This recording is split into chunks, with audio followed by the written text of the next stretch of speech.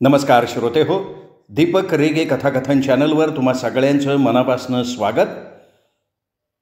आज तुम्ही ऐकणार आहात सौ आयडा बॅरेटो यांच्या सातमाईंचे रान या कादंबरीच्या पहिल्या भागातलं पुढचं प्रकरण, लंगड्या किन्ना काका आणि त्यांचं कुटुंब. आता एकाच हाताची 5 बोटं सारखी नसतात, तशीच आमची चिमुकली मांजरवाडी एकच होती, पण तिथे वसलेली घराणी निरनिराळी होती. त्यात आमच्या किन्ना काकांचं यादव घराणं महा इरसाल होतं. किन्ना काकांची म्हातारी पण टुणटुणीत आय आणि त्यांच्या कावत्या मावत्या आणि स्वतः लंगड्या किन्ना काका, ही सगळी महा बेरकी आणि वस्ताद मंडळी होती. त्या सर्वांची तुम्हाला ओळख करून देताना त्या दिवसांच्या सावलीत मी पुन्हा एकदा विसावणार आहे. तुम्हाला आमचं ते आगरतळा रान, जिथे आमची काष्टा रामोशीची रामोशी वाडी वसली आहे, ती माहितीच आहे. त्या रामोशी वाडीच्या थोडं पुढे जाऊन उजव्या हाताला वळलं की एका टेकडीवरच आमच्या लंगड्या किन्ना काकांचा काळ्या दगडाचा चांगला भला मोठा दुमजली वाडा लागतो. त्या वाड्याभोवती 10 पावलांच्या अंतरावर त्यांची संरक्षण भिंत आहे. वाड्याच्या सभोवती त्यांची शेतं पसरलेली असून त्यांचं बाभळीचं रान आमच्या झपाटलेल्या बाभळीच्या रानाच्या हद्दीनंतरच सुरू होत होतं. तसं आमच्या या झपाटलेल्या बाभळीच्या रानातनं पुढं गेलं आणि डाव्या बाजूला वळलं की किन्ना काकांच्या वाड्याच्या मागे जाता येत होतं. हे आमच्या लंगड्या किन्ना काका आमच्या अख्ख्या मांजरीवाडीत एक महाबेरकी आणि इरसाल आसामी म्हणूनच ओळखले जात. हे यादव घराणं गब्बर होतं, तरी आमच्या सातमाईंच्या मांजरवाडीवर असलेलं वर्चस्व नेहमी या किन्ना काकांना सालायचं. तसं ते कधी तोंडावर दाखवत नसले तरी आजीला आणि आमच्या इतर काकांना आणि अख्ख्या मांजरीवाडीला हे चांगलंच माहिती होतं. तसं पाहता आमचे लंगड्या किन्ना काका चांगले 6 फुटापेक्षा उंच आणि धिप्पाड बांधेचे होते. त्यांचे केसाळ आणि लोखंडासारखे टणक असे दोन्ही पाय अगदी नीट होते. तरी देखील गावकरी त्यांना लंगड्या किन्ना असं का म्हणतात हे माझ्या आजीला सुद्धा माहिती नव्हतं. तरी ते लंगड्या किन्ना याच नावानं गावात प्रसिद्ध होते आणि त्या आपल्या नावाबद्दल त्यांना काहीही वाटत नसे. या किन्ना काकांचं त्यांच्या दिसण्याच्या बाबतीत एक विचित्र वैशिष्ट्य होतं. 6-6.5 फूट उंच आणि धिप्पाड असलेल्या या किन्ना काकांचा वर्ण अगदी डांबरापेक्षाही काळा कुळकुळीत होता. त्या काळ्या वर्णावर त्यांचे मोठे मोठे घारे डोळे मनात नकळत दहशत बसवत असत. त्यांचा तो काळा वर्ण, सरळ नाक आणि पांढरे शुभ्र असे सरळ असलेले दात ते हसताना अगदी उठून दिसत असत. या सर्वांवर कडी म्हणजे त्यांचे ते घारे डोळे. या त्यांच्या स्वरूपाकडे पाहिल्यावर ते एखाद्या बाभळीच्या झाडावरून नुकत्याच उतरलेल्या देवचारासारखे भयप्रद दिसायचे. त्यांचं वागणं बोलणं सुद्धा देवचारासारखंच होतं. त्यात त्यांना एक फार वाईट सवय होती. काहीही बोलताना ते हसत हसत फाजील आणि 2 अर्थानं खोचून चेष्टेनं बोलत आणि नंतर आपले सफेद दात दाखवत हसत राहत. त्यांचा हा गुण त्यांच्या कावत्या मावत्यांनी पुरेपूर उचललेला होता. मेले काहीही बोलताना फाजीलच बोलून नंतर आपल्या बापासारख्या हसत राहत. अशा ह्या किन्ना देवचाराची आई दिसायला अगदी त्यांच्याच सारखी उंच, बळकट, धिप्पाड, पुरशी बांध्याची, काळी कुळकुळीत आणि घाऱ्या डोळ्यांची होती. ही किन्ना काकांची आई कांती आजी माझ्या आंबा आजीच्या वयाची. परंतु ज्या बाईनं लंगड्या किन्नासारख्या वल्लीला जन्म दिला ती स्त्री कशी असेल याची कल्पना तुम्हाला आली असेलच.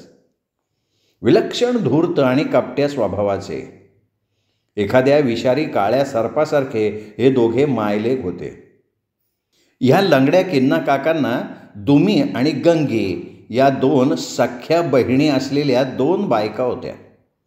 दुमी मोठी आणि गंगी लहान. आता हे किन्ना काका आणि त्यांच्या ह्या 2 बायका, त्याही सख्या बहिणी कशा, हा तुम्हाला प्रश्न पडला असेल. तर त्याचं काय झालं होतं, आमच्या लंगड्या किन्ना काकांना सोलापूरच्या पंढरी पाटलांच्या मोठ्या मुलीचं म्हणजे दुमीचं स्थळ आलं होतं. दुमी तशी उंच भरदार बांध्याची होती.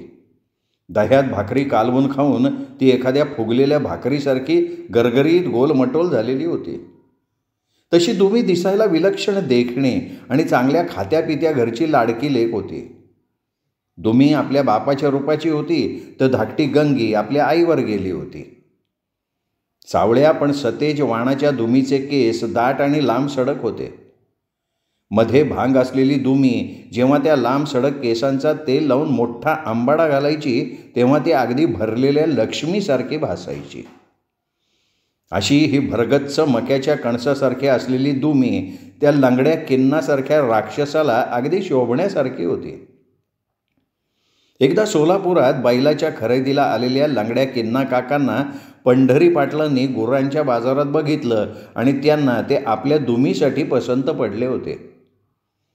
पंढरी पाटील देखील सोलापुरातील एक सधन शेतकरी होते.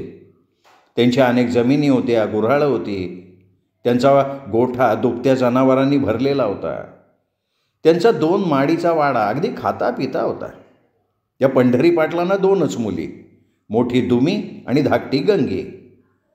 दुमी लक्ष्मीसारखी शांत आणि थंड स्वभावाची होती तर गोरीपान मध्यम उंचीची गंगी भलतीच रंगेल वृत्तीची, जणू सोलापुरी लवंगी मिरचीच होती. ती आपल्या झंपराचा मोठा गळा करून आपली गोरीपान पाठ उघडीच टाकून गावच्या तरुण पोरांना पिसं लावत गावभर हुंडारायची. तिच्या आईसारख्या दिसणाऱ्या गंगीचं पंढरी पाटील खूप लाड करत. तिला हवं ते घेऊन देत. त्यामुळे त्यांच्या लाडानं ही सोलापुरी लवंगी मिरची पार बिघडली होती. तशी गंगीची आपल्या गावात 4-5 लफडी होती. रामशा सुताराच्या पोराबरोबर तिचं चांगलं गुळपीठ होतं. त्याला घेऊन ती अनेकदा उसाच्या माळ्यातही गेली होती. गंगीला या सुताराच्या पोराबरोबर लग्न करायचं होतं, पण अडचण होती ती दुमीची. आता मोठ्या बहिणीचं लग्न झाल्याशिवाय धाकटीचं लग्न कसं कोण करणार? आणि तिच्या बाबांना दुमी अक्काला शोभणारं असं स्थळच मिळत नव्हतं. त्यांच्यामध्ये सोलापूरचे सगळे तरुण काडी पैलवान मरतुकडे होते, त्यांच्या दुमीला न शोभण्यासारखे. दुमीला शोभणाऱ्या स्थळासाठी थांबलेल्या या पंढरी पाटलांची नजर लंगड्या किन्नाकडे गेली होती आणि त्यांनी ताबडतोब त्याची चौकशी केली. तेव्हा त्यांना समजलं त्याचा स्वतःचा वाडा आहे, शेतं आहेत, जनावरांनी भरलेला गोठा आहे. हे समजताच त्यांनी गावकऱ्यांच्या लंगडा किन्नाबद्दलच्या दूषित मताकडे सरळ दुर्लक्ष करून टाकलं होतं. त्यांचं म्हणणं असं की 4 पैसे जमवायला थोडी लबाडी करावीच लागते. तसा हा भक्कम गडी त्यांना दुमीसाठी एकदम पसंत पडला होता आणि बिचाऱ्या सोलापूरच्या दुमीचं स्थळ आमच्या लंगड्या किन्ना काकांना आलं होतं.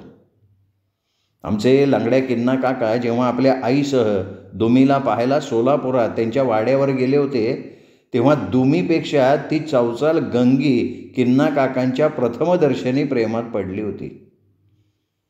आपल्या होणाऱ्या या राक्षसासारख्या भाऊजींसारखा सोलापुरात एकही तरुण नाही हे तिला जाणवलं होतं.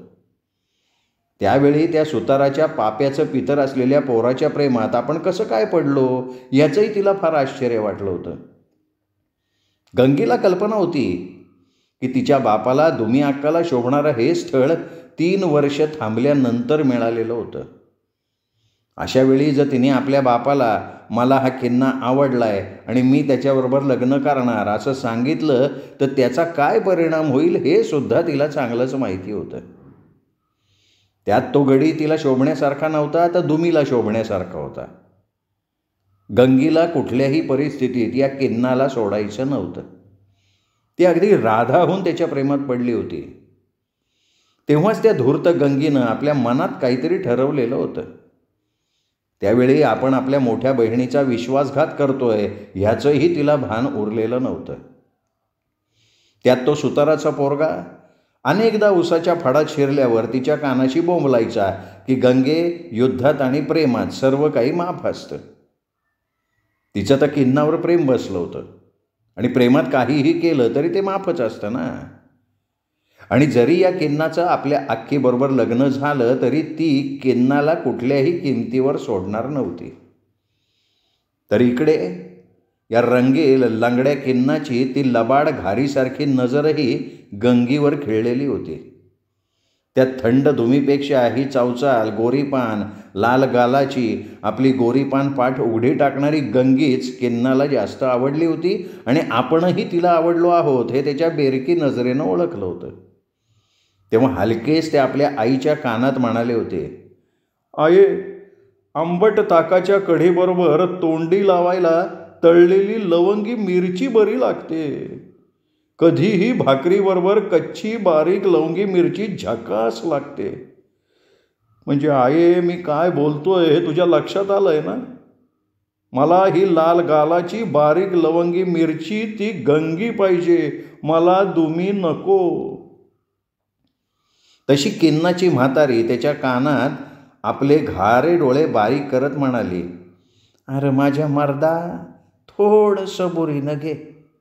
हे बघ, ढब्बू मिरची घरात आल्यावर बारीक लवंगी मिरची कुठं जाते रे? अरे मर्दा, मोठीला अगोदर घरात बशीव, नंतर धाकटीला घरात कशी घ्यायची हे मी तुला सांगते. अरे पंढरीची एवढी इस्टेट तुझ्याशिवाय मी कुणाकडं जाऊ देईन का? तरी तू जरा सबुरीनं घे. पण लवंगी मिरची आत्ताच तोडायला मिळाली तर मागचा पुढचा विचार न करता आधी तोडून टाक. म्हणजे लेकरा, मी काय म्हणते तुझ्या लक्षात येतंय ना?" आणि आपल्या म्हातारीचा कानमंत्र ऐकून आपल्या म्हातारीवर भलताच विश्वास असलेल्या लंगड्या किन्ना काकांनी निमूटपणे गंगीकडे बघत उसासे सोडत दुमीशी लग्न केलं होतं. आणि नंतर दुमीला घरी आणल्यावर ती मांजरीसारखी लबाड डोळे असलेली किन्नाची म्हातारी आपल्या पोराच्या कानात काहीतरी गुरुमंत्र सांगतच राहिले. तेव्हा किन्ना काका देखील सर्व समजलं अशा अर्थानं नंदीबाईलासारखे आपली मान हलवत राहिले होते. बिचारी दुमी मात्र त्या मायलेकासाठी भाकऱ्या बडवत चुलीपाशी बसलेली होती. लग्नानंतर आमच्या किन्ना काकांच्या दुमीला लगेच दिवस गेले. त्यावेळी दिवाळी सण जवळ येऊन ठेपला होता आणि रीतीप्रमाणे पंढरी पाटलांनी आपल्या जावयाला आणि दुमीला लग्नानंतरच्या पहिल्या दिवाळी सणासाठी आपल्याकडे येण्यासाठी बैलगाडी पाठवलेली होती. लंगड्या किन्ना काका आपल्या दुमीसह सासरी पोहोचले. सासरी फार जंगी स्वागत झालं होतं. पंढरी पाटलांनी आपल्या जावयाला सोनसाखळी आणि सोन्याच्या पट्ट्याचं घड्याळ दिलं होतं. त्याचबरोबर 2 अंगठ्या आणि कपडे देखील केले होते. त्याच्या म्हातारीलाही एक सोन्याचा डाग आणि लुगडं दिलं होतं. दुमीची तर मज्जाच होती. खरं तर आपल्याला मिळालेली दिवाळीची ही भेट पाहून किन्ना काका भलतेच भारावून गेले होते. तरी त्यावेळी सुद्धा त्यांची ती घारीसारखी नजर गंगीला पीतच होती. या पहिल्या दिवाळी सणाला किन्नाची म्हातारी त्यांच्याबरोबर आली नव्हती. इकडे किन्ना काका आपल्या म्हातारीचा गुरुमंत्र आठवीत दिवाळीच्या सुग्रास फराळाचा फडशा पाडत राहिले होते. किन्ना काकांचा फराळ आटोपल्यानंतर पंढरी पाटील काही कामासाठी जरा बाहेर गेले. तेव्हा दुमी आणि तिची आई माझघरात स्वयंपाकासाठी गेल्या होत्या आणि त्यावेळी ओसरीवर कुणी नाही असं पाहून त्यांच्याजवळ मिरवणाऱ्या गंगीला त्यांनी एकदम आपल्याजवळ ओढून कुरवाळत तिच्या मोठ्या गळ्याच्या झंपरमध्ये सरळ आत हात घालून ती विव्हळत असताना सुद्धा तिची नाजूक वक्षस्थळं जोरात कुस्करली. तेव्हा चौचाल गंगी पेटून उठली होती. इकडे त्यावेळी ती बिचारी दुमी आपल्या नवऱ्यासाठी पुरणपोळ्या करत बसली होती. तेव्हा बाहेर आपला नवरा गंगीबरोबर कसलं पुरण चाकतोय हे तिला कळलं सुद्धा नव्हतं. त्या दुपारी सर्वांची गोडाधोडाची जेवणं आटोपल्यावर जड पायाची दुमी आपल्या आईबरोबर बोलत माझघरात लवंडली होती आणि पंढरी पाटील देखील पुरणपोळ्यांची चवड तुपाच्या वाटीबरोबर ओरपून सुस्तावून आपल्या खोलीत खर्राटे भरत गाढ झोपले होते. तेव्हा दुमीला वाटलं की आपला नवरा देखील आत खोलीत झोपलाय. ती तशीच बोलता बोलता आईच्या कुशीत झोपली. माझघरातच त्या मायलेकी गाढ झोपी गेल्या होत्या. तेव्हा आपला जावई आणि गंगी आता काय दिवे लावणार आहेत ह्याचं एक साधं स्वप्नसुद्धा पंढरी पाटलांना पडलेलं नव्हतं. रंगेल गंगी सकाळच्या त्या आपल्या भाऊजींच्या आक्रमक स्पर्शानं अगदी पेटून निघाली होती. ती संधीची वाटच बघत होती. आज काही झालं तरी ती आपल्या किन्नाला सोडणार नव्हती. घरात सर्वत्र अशी निजानीज झाल्यावर गंगी लंगड्या किन्ना काकांना घेऊन सरळ आपला उसाचा मळा दाखवण्यासाठी मळ्यात गेली आणि नंतर आपलाच मळा दाखवून 6-7 उसाची कांडं मोडून आपल्या वाड्यात परत आली होती. तेव्हाच लंगड्या किन्ना काकांनी आपल्या म्हातारीच्या गुरुमंत्राप्रमाणे गंगी नामक लवंगी मिरची तोडलेली होती. लवकरच दिवाळी सण संपला. तोपर्यंत लंगड्या किन्ना काका गंगीच्या झाडाला रोज दुपारी खत पाणी घालत राहिले होते आणि नंतर सर्व बरोबर करून गंगीच्या कानात आपल्या म्हातारीचाच गुरुमंत्र सांगून ते दुमीसह आपल्या वाड्यात परत आले होते. त्यांनी आल्या आल्या दुमी माझघरात गेलेली पाहून आपल्या म्हातारीला अंगणात बसून हलकेच आपला पराक्रम सांगितला. तेव्हा ती लब्बाड म्हातारी वार माझ्या मर्दा, वार माझ्या मर्दा एवढंच म्हणत राहिली. नंतर ती हळूच पुटपुटली, पोरा, आता फक्त ती चौचाल रांड कधी इथं येते ह्याचीच वाट पाहायची. दिवाळी सण संपून गेला तेव्हा महिना उलटला होता आणि इकडे गंगेला उलट्या सुरू झाल्या होत्या. गंगीच्या आईच्या ते लक्षात आल्यावर तिने आपल्या नवऱ्याला ते सांगितलं. त्यांनी संतापानं गंगीला हे कोणाचं काम आहे म्हणून विचारत तिला आपल्या जोड्यानं हाणताना गंगीनं जेव्हा रडत रडत त्या पापकर्मेचं नाव त्यांना सांगितलं तेव्हा आपल्याच डोक्यावर तो जोडा हाणत पंढरी पाटील तोंडाला फेस येऊन बेशुद्ध पडले होते. आपल्या त्या पराक्रमानं आपला बाप बेशुद्ध पडलाय, आपली आई ढासाढासा रडतीये, हे सगळं बघूनही गंगी अगदी शांत बसून आपल्या आणि किन्नाच्या रासलीला आठवत राहिली होती. नंतर पंढरी पाटील बऱ्याच वेळानं शुद्धीवर आले तेव्हा त्यांना काय घडलंय हे नीट जाणवलेलं होतं. त्यावेळी आपण आपल्या ह्या नालायक कार्टीला आपल्या जावयाबरोबर एकटं सोडलं याचा त्यांना विलक्षण पश्चात्ताप झालेला होता. त्याबद्दल ते आपल्या पत्नीशी भांडले देखील होते. तेव्हा ते ओरडून आपल्या पत्नीला म्हणाले होते, तुझ्या हलगर्जीपणामुळे हे सगळं घडलंय. आपल्या तरुण पोरीवर नजर ठेवायची सोडून तू झोपा काढत होतीस. तेव्हा गंगी दुमीची आई देखील रडत म्हणाली, अहो मला काय माहिती ही कार्टी दुमीच्याच कुंकवाला खाऊन बसेल. अहो दुसरा कोणी असता तर हिच्याबरोबर त्याचं लग्न लावून दिलं असतं. आता नंतर बिचाऱ्या पंढरीनं आणि त्याच्या पत्नीनं गंगेला जवळ बोलवलं, खूप समजावलं. ते तिला म्हणाले, ए बघ पोरी, तू आता खायचं ते शेण खाल्लंय, आता झालं ते झालं. हे दुमीला आणि तिच्या सासूला कळता कामा नये, नाही तर दुमीच्या संसाराचं वाटोळं होईल ग. तेव्हा गंगीची आई तिला म्हणाली, गंगे, आता उद्याच तुला दुमीसाठी आणि आपल्या घराण्याच्या आबरूसाठी जडीबुटीचा काढा मी करून देते. तो काढा मुकाट्यानं प्यायचा, मोकळं व्हायचं. ही गोष्ट ह्या कानाची त्या कानाला कळता कामा नये. तशी एवढा वेळ त्या दोघांचं बोलणं ऐकून घेणारी गंगी एकदम रडत म्हणाली, आयानबा, माझं माझ्या किन्नावर प्रेम आहे, मला त्यो पाहिजे. तुम्ही त्याच्याबरोबर माझा पाठ लावून द्या. तो मला दुमीला बी नांदवल, त्यांनी मला तसं सांगितलंय म्हणून मी त्याचं हे पोर पाडणार नाही. तशी तिची आई ओरडली, म्हणाली, अगो भवाने, तो तुझ्या अक्कीचा नवरा आहे आणि तिच्या संसारात तू शिरणार? ते काही नाही, तू उद्याच पोर पाडायचं आहे. गंगी पाय आपटत म्हणाली, आये, तू रोज किसनाची पूजा करतेस ना, तर मला सांग, त्या किसनाला 10,000 बायका होत्या आणि माझ्या किन्नाला 2च, मी आणि दुमी, तर ते तुला का नाही चालत? नाही आहे, मला माझा किन्ना पाहिजे. तशी गंगीच्या तोंडात एक ठेवून देत तिची आई ओरडली, मेले रानातले टिटवे, आमच्या तोंडाला काळं फासून उलटं बोलतेस? अगं तू माझ्या पोटी जन्माला का आली? मी बघते तू कसं पोर पाडत नाहीस ते.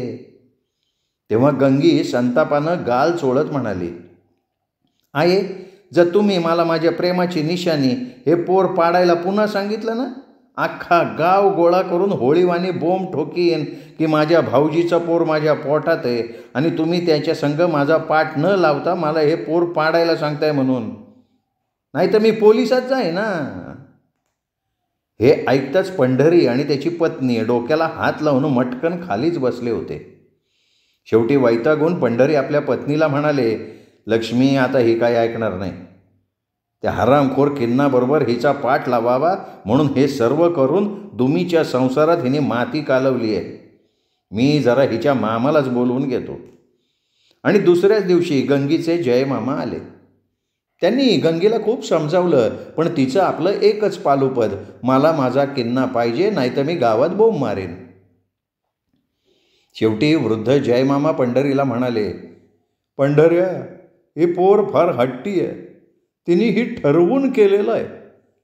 मला वाटतं की आपली दुमी तशी समजूतदार आहे. किन्नाचा वाडासुद्धा खाता पिता आहे.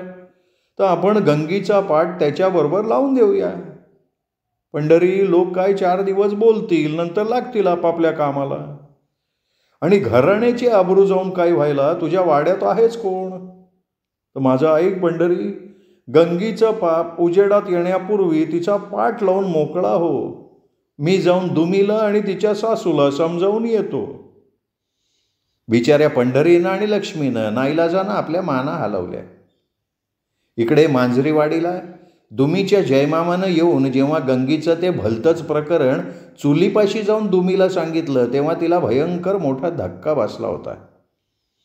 किन्नाच्या म्हातारीला त्यांनी हे सांगितलं तेव्हा आपण त्या गावचेच नाही असं भासवून ती धूर्त म्हातारी त्यांना म्हणाली, मामानू, आता झालं ते झालं. तुम्ही त्या गंगीचा पाठ माझ्या पोरासंग लावून टाका. त्यो त्या दोघींना नांदवेल. दुमीचं मी पाहून घेईन. आता तुम्ही निघा. तेव्हा जयमामाही दुमीचा एकंदर रागरंग पाहून लगेच निघून गेले होते. आणि दुमीनं आपल्या वाड्यात रडून रडून असा काही कालवा केला होता की थोडा वेळ बाहेरनं आलेले किन्ना काकासुद्धा विचारात पडले होते. दुमी एवढं करून थांबली नाही, तर तिने किन्नाला त्याच्या त्या कृष्णकृत्याचा जाब विचारत आपलं डोकं त्या मातीच्या उंबरठ्यावर आपटून आपटून अगदी रक्तबंबाळ करून घेतलं होतं. त्यावेळी तिने किन्नाला साफ सुनावलं होतं की तुम्ही गंगीशी कसा पाठ लावतात तेच मी पाहते. आणि एवढा वेळ आपल्या खोलीतनं आपल्या सुनेचं हे नाटक बघणारी किन्नाची बेरकी म्हातारी शेवटी गूळ आणि दाण्यानं भरलेलं ताट आपटून बाजूला ठेवत पुटपुटली, ही भवानी 4 गुळदाण्याचे दाणे खाऊ देत नाही. आणि संतापानं बाहेर येऊन उंबरठ्यावर डोकं आपटणाऱ्या दुमीच्या कंबरड्यात ती पोटुशी आहे याची पर्वा न करता तिने लाथ आणली आणि किंचाळली, अगो, बाभळीच्या झाडावरच्या हाडळणे, माझ्या पोरावर का म्हणून बोंबलतेस? अगं चौचाल घराण्याच्या पोरी, तुम्ही माझ्या भोळ्या भाबड्या लेकराला फसवून उलट तूच त्याच्यावर बोंबलते. अगो, तुझी ती भवानी बहीण आपले लुगडे वर करून माझ्या लेकरासमोर उभी राहिली तर तो बाप्या काय करणार? जे पुरुषानं करावं तेच त्यांनी केलं ना. आता त्याच्यासमोर लुगडे वर करून उभं राहताना तुझ्या त्या बहिणीने तुझ्या संसाराचा विचार केला होता का? आणि आता आपल्या बहिणीचं कर्तृत्व लपवून तू माझ्या दारात डोकं का आपटून घेतेयस? आणि रडणाऱ्या दुमीकडे बघत ती ओरडली, किन्ना, चल मर्दा, गाडी जुंप. मला हे असलं चौचाल घराणंच नको. तू हिला तिच्या घराकडे सोड. उद्याच्या उद्या हिच्याशी काडी मोड घे. मी तुझं लगीन आपल्यासारख्या एखाद्या खानदानी घराण्यात करीन. त्यावेळी आपल्या सासूचं हे बोलणं बिचारी दुमी आ वासून ऐकत असताना म्हातारीनं डोळे मिचकावून आपल्या किन्नाकडं बघितलं. आपल्या आईचा इशारा समजून किन्ना काकांनी देखील गाडी जुंपून भांबावलेल्या दुमीला उचलून त्या बैलगाडीत घातलं. दुमीच्या पाठोपाठ त्या म्हातारीनं देखील टुणकन त्या बैलगाडीत उडी मारली आणि ओरडून म्हणाली, चल रे माझ्या मर्दा, मी बघते आता तुला कोण फसवितं ते. एवढं बोलून पिशवीतनं आणलेले गुळदाण्याचे लाडू बकवीत म्हातारी रडणाऱ्या दुमीकडे मारक्या म्हशीसारखी बघत बसली होती. जेव्हा लंगड्या किन्ना काकांची बैलगाडी पंढरी पाटलाच्या अंगणासमोर उभी राहिली, त्यावेळी अगोदरच आपल्या गंगीच्या पराक्रमांनी खचलेले दुमीचे आईवडील केस ओढून रडणाऱ्या आपल्या पोरीला असं माघारी आणलेलं बघून साप गार पडले. त्यात किन्ना काकांच्या म्हातारीने बैलगाडीतनं टुण्ण करून बाहेर उडी मारली. आपल्या कमरेवर हात ठेवून ती ओरडली, ए साटवाय, आधी बाहेर ये. आणि दुमी रडत बैलगाडीतून बाहेर आली. अंगणात उभ्या असलेल्या आपल्या आईला बिलगत म्हणाली, आयेन, माझे नशीब फुटले ग. ते मला काडी मोड देणार आहे. आई, गंगीने माझा घात केला ग, आता काय करू? आई दुमीला उगी उगी म्हणत असताना किन्ना काकांची म्हातारी पुढे होऊन पंढरी पाटलांकडे बघत किंचळली. पंढऱ्या, पंढऱ्या, असा पुढे ये. दुमीकडे पाहात हात जोडून पुढे आलेल्या पंढरीला म्हातारी खेकसून म्हणाली, अरे मर्दा, तुझी ती पोर माझ्या पोरापुढे लुगडं वर करून उभी राहिली होती, तेव्हा तू तुझ्या बायकोच्या लुगड्यात शिरला होतास का काय? तेव्हा दुमीला कुरवळणारी तिची आई रडत म्हणाली, अहो आमची गंगी लहान आहे, जावई बापूंना कळायला नको होतं का? अहो त्यांचं माझ्या दुमीशी लग्न झालंय याचा तरी त्यांनी विचार करायला नको होतं का? तशी किन्नाची म्हातारी किंचाळली. लक्ष्मी, थोबाड बंद कर. काय ग, माझ्या भोळ्या पोराला तुझ्या पोरीनं फसवलं आणि तू माझ्याच पोराला बोल लावतेस? ते काही नाही, आत्ता तुझ्या पोरीला काडीमोड देऊन मी माझ्या पोराचं आमच्यासारख्या खानदानात लग्न करणार. बसा तुम्ही तुमच्या पोरींना आणि नातवांना घेऊन. चल रे किन्ना, गाडी वळीव. आता आपण 1 मिनिटसुद्धा इथं थांबायचं नाही. संभाषणाला हे वेगळंच वळण लागलेलं बघून दुमीचे आईवडील पार बांबवून गेले.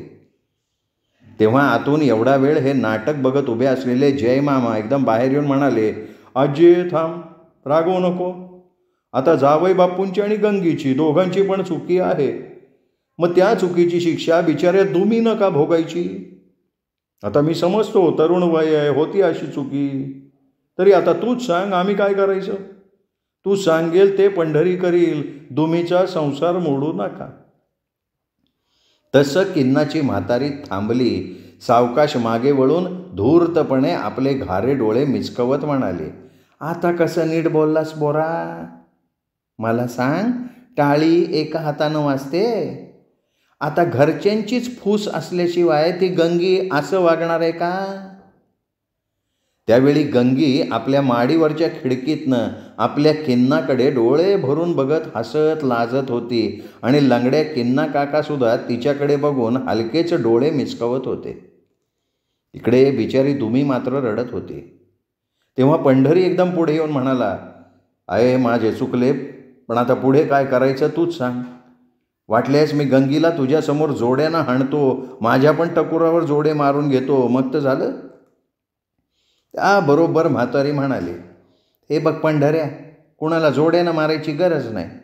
जशी तुझी सोलापुरात पत आहे तशी आमची पण मांजरीवाडीत पत आहे. तसं पंढरी मनात म्हणाला, माहिती आहे तुमची कसली पत आहे ती. तरी तिथले 4 गावकरी मला जेव्हा सांगत होते की तुझ्या पोरीला विहिरीत ढकल पण लगड्या किन्नाच्या वाड्यात देऊ नको, माझीच बुद्धी तेव्हा शेण खायला गेली होती. पंढरी ह्या विचारात असताना किन्नाची म्हातारी अंगणात बद्धकन बसली.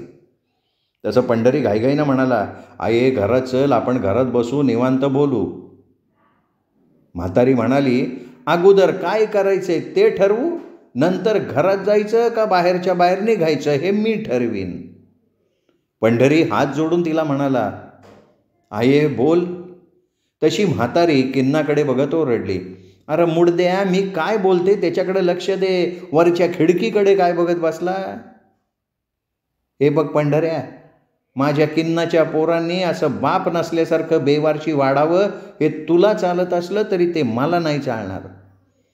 अरे पोरा, चुलीतला जाळ चुलीतच जाळावा. तो जाळ बाहेर गेला तर घरादाराला आग लागते. तेव्हा मी सांगते, त्या गंगीचा पाठ तू किन्नाबरोबर उद्याच्या उद्या लावून दे. नंतर मी या दोघींना घेऊन माझ्या वाड्याकडे निघते. तशी दुमी एकदम पुढे होऊन म्हातारीचे पाय धरून ओक्साबोक्षी रडत म्हणाली, आहे असं करू नगस. माझ्या संसारावर तू गंगीचा निखारा का ठेवतेस? तिचं पोट पाडेल आणि तिचं लगीन करून देईन. तेव्हा गंगी पळत पळत बाहेर येऊन म्हणाली, आके मी पोट पाडणार नाही, मला किन्ना पाहिजे. आपण दोघी संगतीनं त्याच्याबरोबर संसार करू.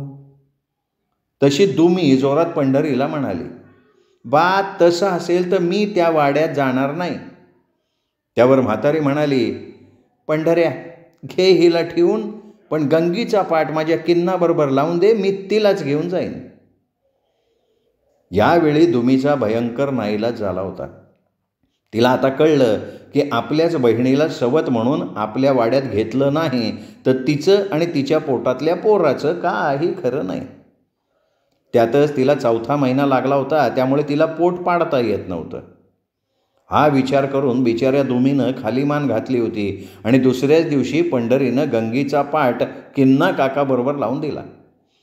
पुरणपोळीचं जेवण जेवून 4 टोपल्या पुरणपोळ्या घेऊन आपल्या दोन्ही सुनांबरोबर म्हातारी आपल्या वाड्यात परत आली. तेव्हाच तिने अगदी पद्धतशीरपणे पंढरीच्या दोन्ही मुली आणि त्याची ती सर्व इस्टेटसुद्धा हडपलेली होती. म्हणजे पंढरी पंढरपूरच्या जत्रेलाच वैकुंठी गेल्यावर त्याच्या त्या सर्व इस्टेटीचा एकमेव मालक आता किन्ना काका झालेले होते. अशा प्रकारे किन्ना काकांनी मोठ्या ढब्बू मिरचीबरोबर तिखट बारीक लवंगी मिरचीसुद्धा आपल्या पानात घेतली आणि पंढरीची इस्टेटसुद्धा. अशा प्रकारे किन्ना काका आपल्या दोन्ही बायकांना घेऊन आपल्या वाड्यात आले. तेव्हा गावचे संबंध तुटायला नकोत म्हणून म्हातारीनं आपल्या किन्नाबरोबर खालच्या आवाजात कुजबूज करून दुसऱ्याच दिवशी 4 बोकड आणि 8 कोंबड्या मारून गाव जेवण घातलं. जेवणासाठी गेलेल्या आमच्या आजीकडे बघत त्या भर पंक्तीत ओरडून म्हणाल्या, आंबे पंढरी पाटीलच आम्हाला म्हणाला, माझी एवढी मोठी इस्टेट आहे त्याची वाटणी व्हायला नको आणि किन्नासारखं मर्दानी स्थळ गंगीला दुसरं मिळणार नाही, तेव्हा या गंगीला देखील तुम्ही पदरात घ्या. आणि दुमी म्हणाली की आहे मला गंगी माझ्या वाड्यात पाहिजे, आम्ही दोघी मिळून वाडा सांभाळू. खरं तर किन्नाला आणि मला हे सगळं पसंत नव्हतं. तरी दुमी आणि पंढरी ऐकतच नव्हते. ते म्हणाले, चुलीकडे एकीला बरं नसलं तर दुसरी भाकऱ्या करून द्यायला नको का? म्हणून आम्ही नाईलाजानं होकार दिला आणि गंगीला पाठ लावून घरी आणलं. हो, तेव्हा जेवण वाढणाऱ्या दुमीच्या डोळ्यातले अश्रू आमच्या सर्व मांजरीवाडीला सत्य काय ते सांगून गेले होते. तेव्हा माझी आजीच म्हणाली होती, कांते, अगं पंढरीनं एवढी मनधरणी करून आपली पोरगी किन्नाला दिली तरी तो ह्या जेवणावळीला का नाही आला बरं? तसं लंगड्या किन्ना काका दात दाखवत म्हणाले, आये पोरगी मिळाल्यावर तिचा बाप कशाला पाहिजे, तो आपली निवांत जेव. तेव्हा आपल्यालाही काय करायचंय असं मनात आणून माझी आजी गप्प बसली होती. त्यावेळी सर्व गावकरी आणि आजीसुद्धा मनात म्हणाली होती की बिचाऱ्या पंढरी पाटलानं गेल्या जन्मी काय पाप केलं म्हणून हा काळा नाग आपल्या पदरात घेतला आणि पाठीशी एकच जावई घेऊन बसला. नंतर दुमी आणि गंगीचा असा हा लंगड्या किन्नाबरोबर संसार सुरू झाला. तेव्हा दोघीही पोटुशी होत्या आणि आमचे रंगेल किन्ना काका आपल्या त्या दोन्ही बायकांशी आळीपाळीनं रासक क्रीडा रचू लागले होते. किन्ना काकांना आपल्या धूर्त म्हातारीमुळे रोज जेवणाला मोठ्या ढब्बू मिरचीबरोबर तिखट लवंगी मिरचीसुद्धा मिळाली. तसंच पूर्वी दुमीनं कितीही राडा केला तरी नंतर बहिणी बहिणी एकत्र घरात आल्यावर भांडणं होत नाहीत हे किन्ना काकांना पटलं होतं. तसं दुमी आणि गंगीनं आपल्या त्या काळ्या किन्नाला आपल्यात नीट वाटून घेतलं होतं. दुमी आणि गंगी एक दिवसाआड आपल्या नवऱ्याच्या बिछाण्यात असायच्या. कधीकधी त्यांच्या वाड्यात थोडी आदळआपट व्हायची तरी ती सांभाळून घ्यायला किन्नाची म्हातारी समर्थ होती. पुढे त्या पंढरीच्या सर्व इस्टेटीचे एकमेव मालक लंगड्या किन्ना काकाच झाले. दुमी आणि गंगीला त्यांच्या नवऱ्यासारखेच काळ्या वर्णाचे आणि घाऱ्या डोळ्यांचे महाडॅम्बिस असे 2 मुलगे झाले. त्या दोघांनी पुढे आपल्या बापाचं चांगलं नाव चालवलं होतं. तेच आमचे कावत्या आणि मावत्या. आमच्या दुमीच्या मुलाचं नाव कावत्या होतं आणि गंगीच्या मुलीचं नाव मावत्या होतं. हे दोघेही आपल्या आजी आणि बापासारखे महाइब्लिस, एरसाल आणि डॅम्बिस निघालेले होते. माझी आजी तर म्हणायची, पहिला एकच या किन्नाचा त्रास मांजरीवाडीला होता, आता त्यात आणखीन 2 किन्नांची भर पडली.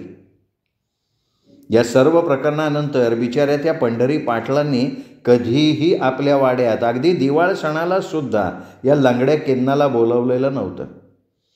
परंतु एकदा पंढरीची पत्नी लक्ष्मी पंढरी पाटलांना म्हणाली, अहो धनी, आता झालं गेलं विसरून जावं याला आणि आपल्या पोरींना ह्या दिवाळ सणाला इकडे बोलवूयात का? तसे पंढरी वैतागानं म्हणाले, नाही नको लक्ष्मी, अगं उद्या तो माझा जावई तुझ्या संग पाठ लावून तुला देखील घेऊन जायचा.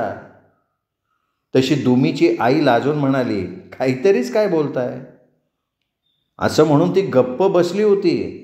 परंतु त्यावेळी तिला आपल्या जावयाची न्याहाळणारी ती घारी नजर उगाचच आठवली होती. तर असे हे आमचे लंगड्या किन्ना काका आणि त्यांची म्हातारी होती. त्या दोघांपासनं गावकरी आणि आम्ही खोत शक्यतो 4 पावलं दूरच राहत होतो. हे किन्ना काकांचे कावत्या आणि मावत्या आमच्या तुकाराम दादापेक्षा 2 वर्षांनी मोठे होते. श्रोते हो, आयडा बॅरेटो लिखित 7 माईंचं रान पहिल्या भागातलं हे प्रकरण इथेच संपलं. पुढचं प्रकरण उद्याचं प्रकरण आहे सदप्पा काकांचं काळ्या उडदाचं शेत. भेटूयात उद्या. तोपर्यंत नमस्कार मित्र हो. पण चॅनल सबस्क्राईब करायचं राहिलं असेल तर आत्ता वरती जो माझा फोटो दिसतोय हा फोटो क्लिक करा आणि चॅनल सबस्क्राईब करा, हीच नम्र विनंती. धन्यवाद मित्र हो. भेटूयात उद्या. नमस्कार.